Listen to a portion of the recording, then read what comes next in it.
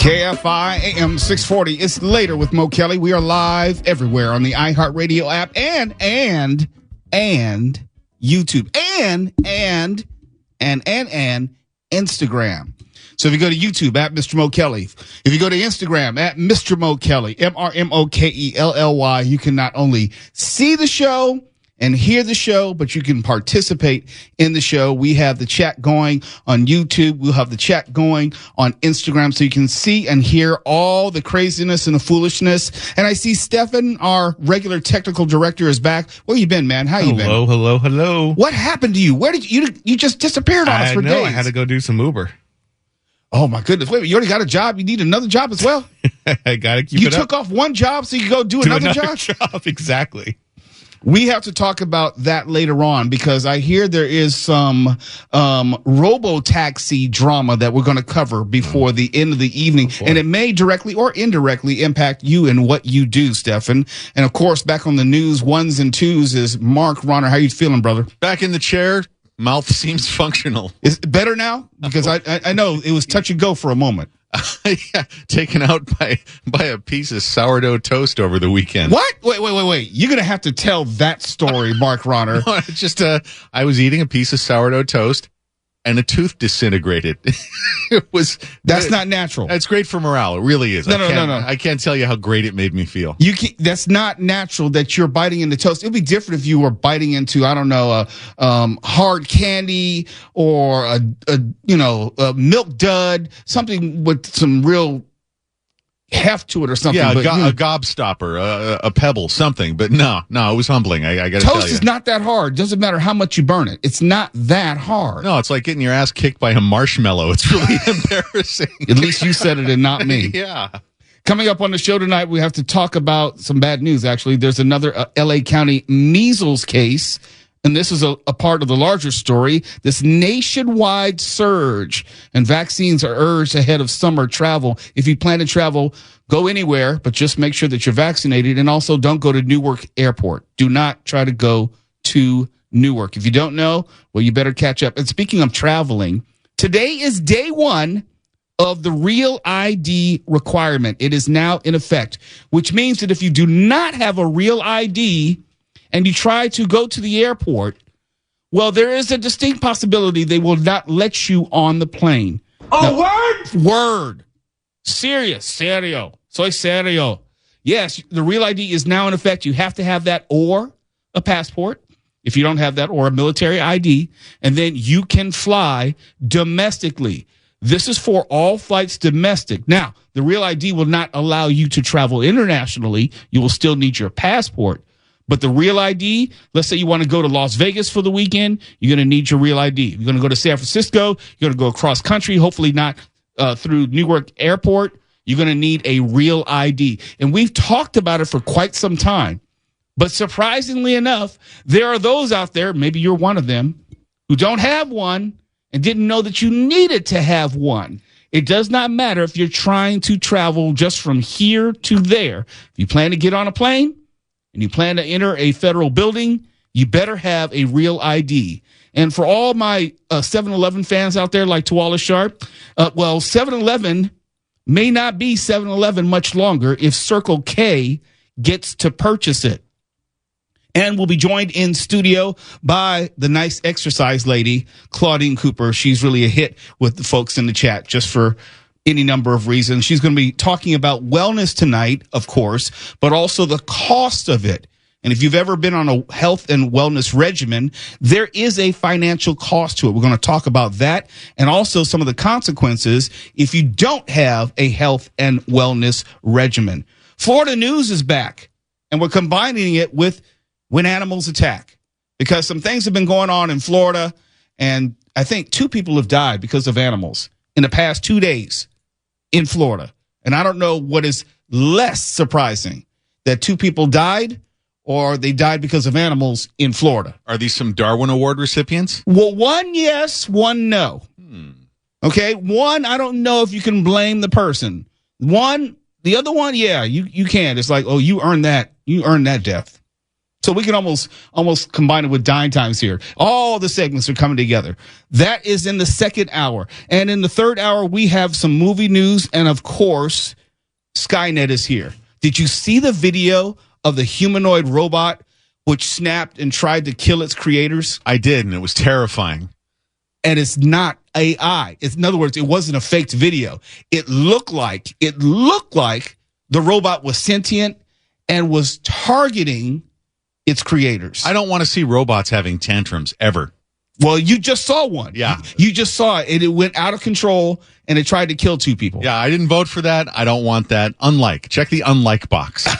And remember we were talking about Disney, how it was expanding into maybe real estate and some other things, non-amusement park related? Well, they may not be done. And I just heard you talk about some of this story, Mark Ronner, how Disney is expanding into Abu Dhabi. That's right. Yes. I remember just a personal anecdote before we go to break. One of my godfathers was one of the original presidents of Euro Disney and that park in Paris.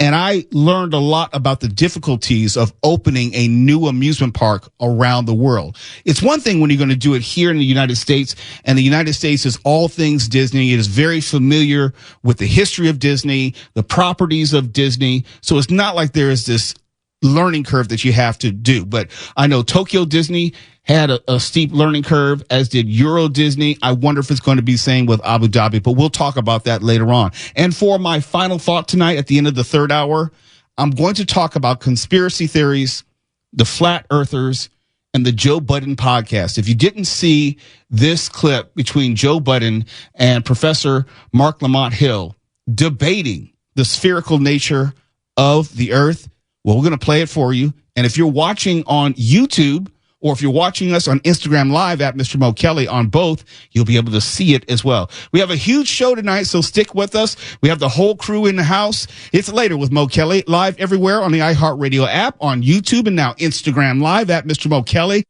You're listening to Later with Mo Kelly on demand from KFI AM 640. KFI AM 640. It's Later with Mo Kelly. We are live everywhere in the iHeartRadio app. We are live on YouTube at Mr. Mo Kelly. And now we are live on Instagram at Mr. Mo Kelly. Another way that you can check out the show, not just listen to it, but you can also see it. You can see what's going on behind the scenes. You get to see Mark Runner deliver the news. You get to see Stefan on the ones and twos, directing everything as he goes. You get to see producer Twala Sharp, what he's doing. We'll have polls in our YouTube chat, at least. You get to see everything that's going on. And also, you get to see how we are making fools of ourselves. But for a serious moment, there is this serious topic that I need to discuss with you. And I don't think you guys are hearing me. And it's real simple.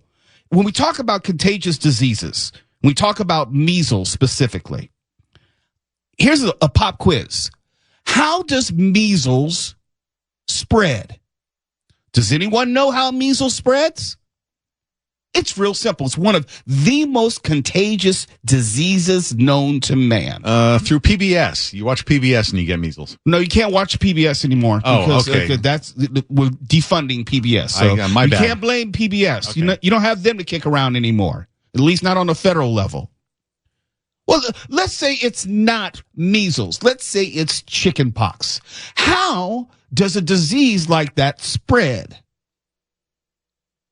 And you would think it's a rhetorical question, but it really isn't.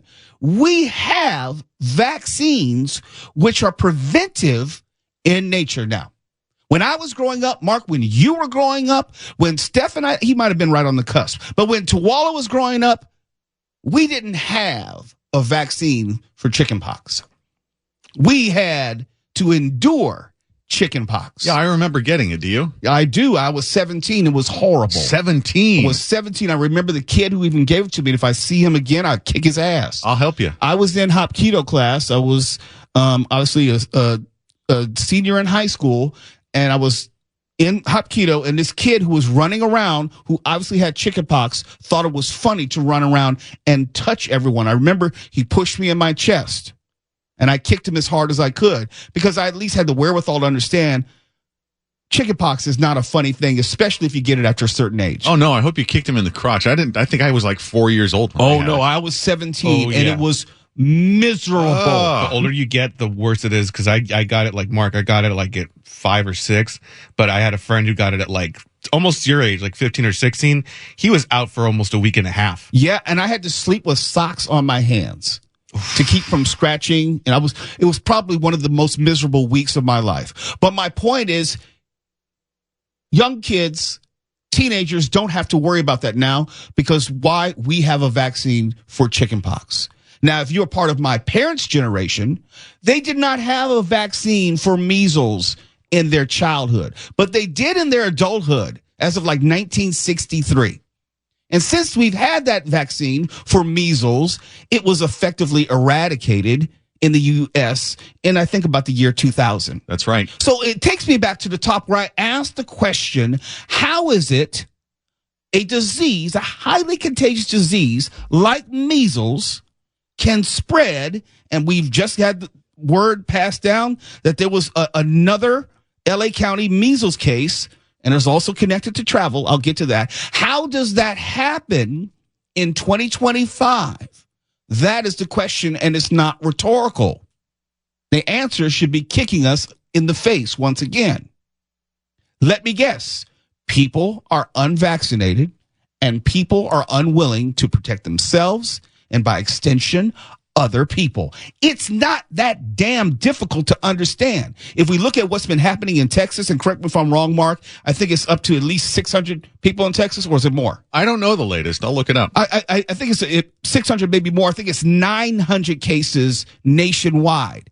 The vast majority, I'm thinking like more than 98% of those people who have been infected are either unvaccinated or their vaccination status is unknown. I'm seeing it's up to 935 cases in the United States. All right, and we have 2 deaths. 935 cases. Oh, no, sorry. It's just surpassed 1,000. It's moving in real time. Okay, 1,000 in the United States. The vast majority, from the information we know, they're either unvaccinated or their vaccination status is unknown, which is most likely unvaccinated. Now, there have been some who have been vaccinated and they have also contracted measles. But by and large, they are the minority. It is not something that is going to happen frequently.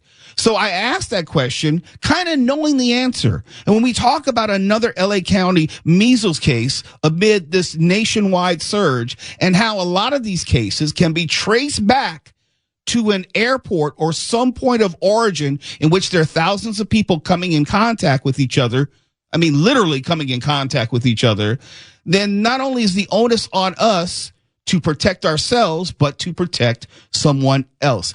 This doesn't have to happen. I don't get it. There's some things that we can really can drill down on and see that they're complex issues, and then we have to have a very nuanced debate about the subtleties.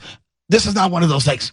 This is not one of those discussions. It's real simple. If you get vaccinated, you can eradicate measles. Why? Because it's already happened before. There was a time in America where thousands of people were routinely, annually getting measles. And then all of a sudden, around 1963, that number precipitously dropped every single year down to 0 come the year 2000. 0. And since 2000, we have been creeping up.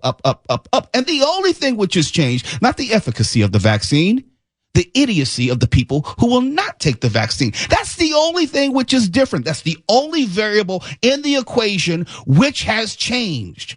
And because of that, per Mark Rotter's information, we have more than 1,000 people in the United States who have been infected with measles. And you say, well, did they die? No, I also asked, did they go to the hospital? Did they endure encephalitis? Did they have some sort of complication because of that measles, which made their life worse? There can be lifelong lasting impacts of measles. You don't have to just die from measles for it to ruin your life. You sound like you don't appreciate freedom. Well, as long as your freedom, i.e. stupidity, doesn't negatively impact me or the people that I care about, then do you. Do you. But when we talk about 1,000 people, but when we talk about 2 children dying, but when we talk about it's coming to LA County, then it's not just about you. And if you want to live in a civilized society, there are some rules and expectations that we kind of live by. You know, you have a neighbor, hopefully you keep your music down. You don't necessarily let your trash and, fall into their yard. You're kind of respectful of the people who live around you, usually, right? There's an understanding that if we're going to live in this collaborative community, that there's a degree of respect for our neighbor.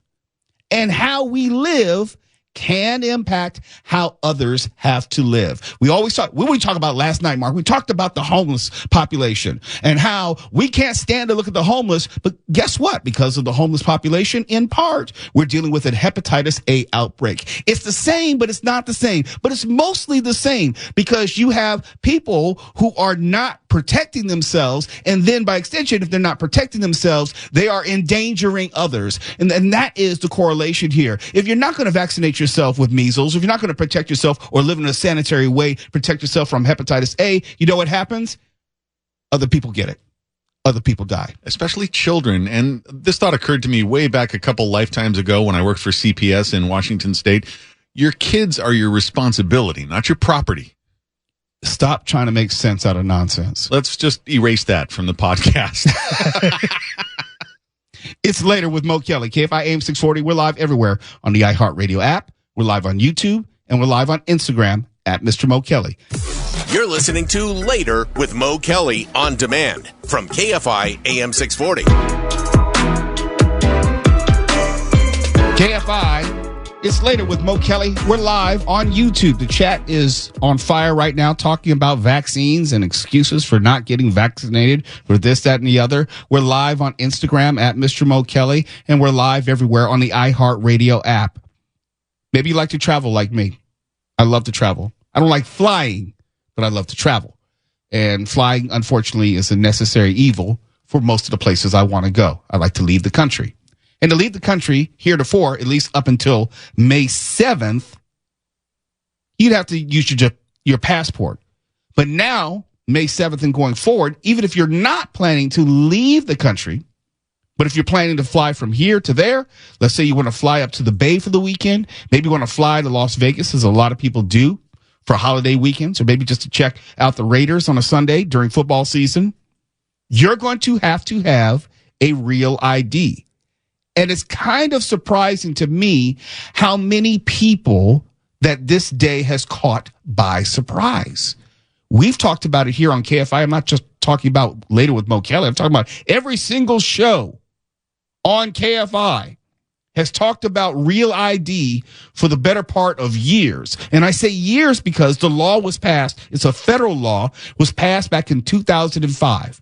Now, there have been delays along the way. They delayed it for this reason and that reason. They delayed it because of COVID. They delayed it because of somebody's mama's birthday. It kept getting pushed back. I get that. But the day is now here where you must have a real ID, not just your random garden variety driver's license or even a regular state ID, but a real ID to travel on a plane or enter a federal building here in the United States.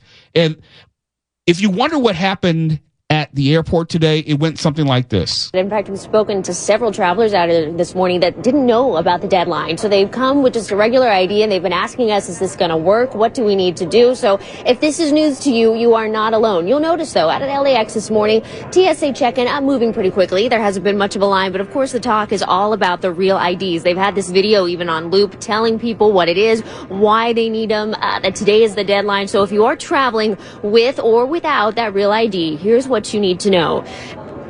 Starting today, travelers must use that real ID when traveling in the U.S. A real ID is a state-issued driver's license. The identification card is marked with a star in the upper right corner, regardless of the state you live in. To check if your California driver's license is real ID compliant, just look for that golden bear with the star in the top right corner. The ID cards are also needed to access federal buildings as well.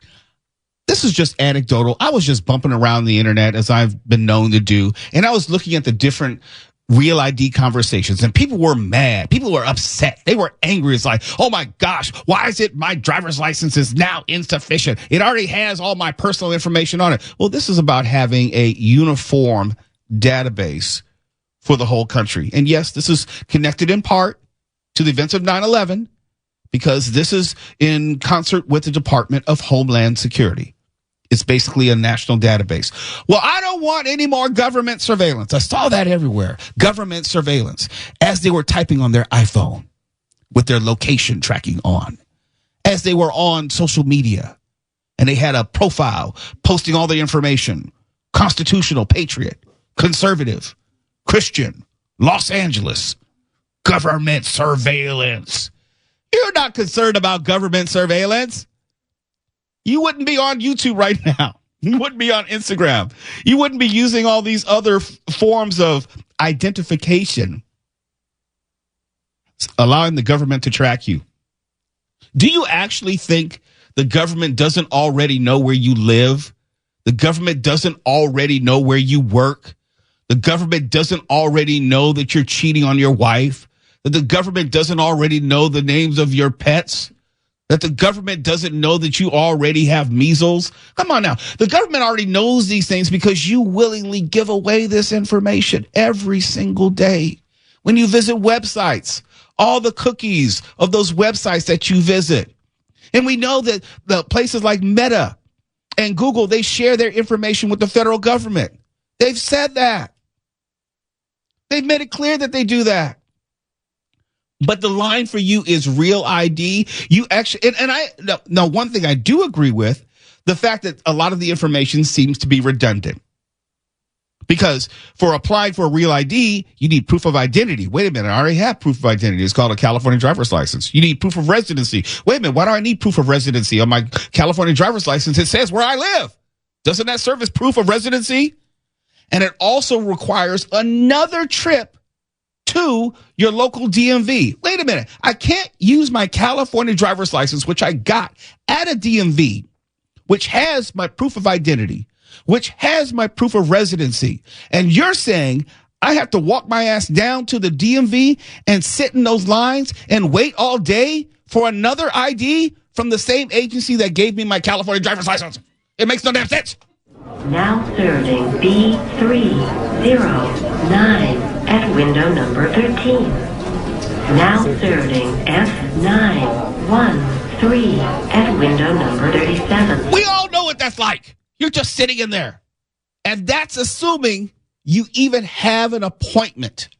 Because if you have an appointment, you may not be in there more than an hour. But if you don't have an appointment, you might be in there 3-4 hours. Because the DMV is never in a rush to do anything. They're not even in a rush to ignore you, if that makes any sense. They will take their time to finally realize that they've been ignoring you for the past hour. You're just standing in that line, and that line is not moving. I'm talking about the initial line when you get to the DMV, and they're waiting to tell you where you're supposed to go.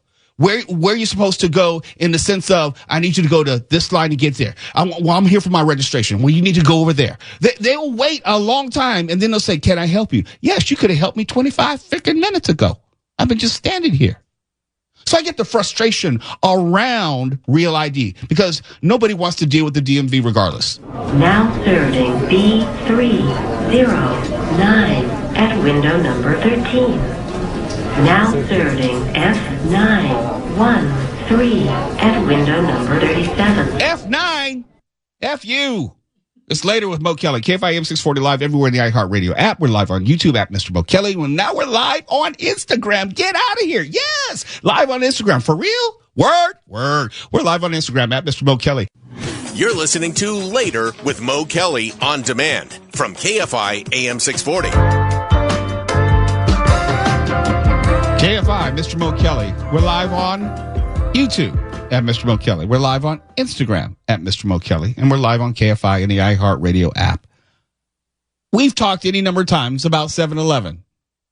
I have some rules. I don't go to 7-Eleven. Ever. Now, I might say I don't go to gas stations at night. I don't go to 7-Eleven in the daytime. Why? Because I don't want to be wrong place, wrong time, and get murdered. That's just me. Oh, thank heaven for 7-Eleven. Oh, thank heaven. Oh, thank heaven for 7-Eleven. I want you to go Google right now. Go Google the phrase 7-Eleven robbery, and you will have some 5011 examples of 7-Eleven being robbed. Then after that, I want you to Google the phrase AM/PM robbed, and you won't be able to find anything. I've tried it. I have looked it up. It's a real thing. 7-Eleven is a target once and again for robberies.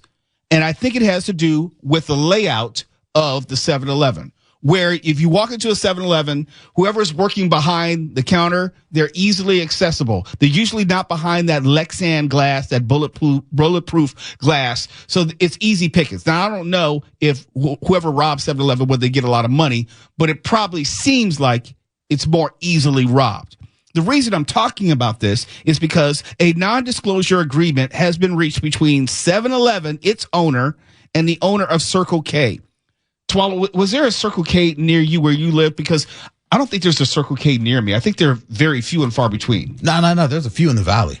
Okay, the valley. In the valley. Okay. In Dina, no. Sir. Okay. No, all right. Sir. Mark Ronner, is there a Circle K near you in general? Because I don't see many of them. I don't believe so, but there is a 7-Eleven that I scrupulously avoid right near where you get onto the 405 because it sounds like something that should be in a Jim Croce song. Like you don't walk into a 7-Eleven. No. 7-Eleven, they have one or two things, or I should say people to greet you. The person is either homeless or a hooker. One of the two. If you go to a 7-Eleven, especially after a certain hour, someone is a hooker or homeless, or maybe both. Yeah, but they're not mutually exclusive. Aim high. You can do both. You know, it's interesting. Show some ambition. Is you were talking about just Google 7-Eleven and robberies and then, AM/PM robberies. Yep. Yes, you're not going to find a lot on AM/PM, but I said, but no, they're going to Circle K, so there's got to be an upgrade. And then I Googled Circle K robberies. And it's just pages of Circle K's being robbed. Okay, so that actually answers my next question that I didn't even get to ask. I was wondering if a merger between these two entities would somehow make 7-Eleven more appealing or more likely for me to actually visit. So you're saying that I'm going to get shot or stabbed regardless of Circle K or 7-Eleven. Nationwide robberies, just plenty of them. Oh, thank heaven for 7-Eleven. Oh, thank heaven. Oh, thank heaven for 7-Eleven. Sometimes I get notes from listeners on Instagram or, somewhere else. They find me somehow, some way. Man, they're robbing people for cigarettes. No, at Circle it's K. true. It's true. And they'll ask me, Mo, are you being serious? Do you not go to 7-Eleven? Is that just for effect? Are you trying to be funny? It's like, no, it may be funny, but it's also true. I do not go to 7-Eleven. In fact, I ridicule Tuala for going to 7-Eleven. There are times. They've got good coffee. Look, I did once upon a time go to 7-Eleven. I don't drink coffee. And when I did go to 7-Eleven, it would be for that nasty ass pizza, or didn't seem nasty at the time. It was on the little circular thing. Cardboard pizza. Yeah. Oh, yeah. man. You didn't get or the rat rollers. wings? I love those taquito rollers, the sausage and cheese rollers. I would eat those, but that was back in 1998. The rat legs are still good. I mean, I don't know if they are rat legs, but they certainly look like rat legs. They definitely don't look like chicken wings. And the taquitos. And the hot dogs, they just sit out there for hours. And it's like, wait a minute, it's just sitting out there in the air and flies, everything's just flying around. And I'm thinking, like, someone's going to put that in their mouth. No, flies can't get on those things because they're rolling. The movement keeps the flies off. That's why they do that. Yes, the rolling keeps the I flies thought the from rolling was to landing. keep it so it wouldn't burn it on one side. No. To disperse the heat. So it's a cleanly thing. Yes, It's definitely not a cleanly thing. It's a part of keeping the insects from landing and settling. If they were just static there, they're full of flies. But when they roll, the flies don't like the rolling. Back in the 20th century, when I used to visit 7-Eleven, I can honestly say I never saw anyone clean one of those rollers. Whenever I came in, it was always spinning and greasy. Like the taquitos are mixing with the hot dog juice, mixing with the pizza juice, or whatever they're doing on them rotisserie things. They'll take them off, but they don't clean it after they replace it with the new hot dog. They do not. Yeah, Well, maybe it's like having a cast iron pan. You don't want to fully wash it because That is true. That The takes away seasoning? the flavor. No, wait, but at least even the cast iron skillets, you did wash them at some point. Well, no, you're just supposed to put salt in your cast iron and then just scrub it. You don't put water in your cast iron. But the point is, you're putting a cleaning agent in it. I've never seen any cleaning agent be applied to any of those rollers in 7-Eleven. The grease is self-cleaning.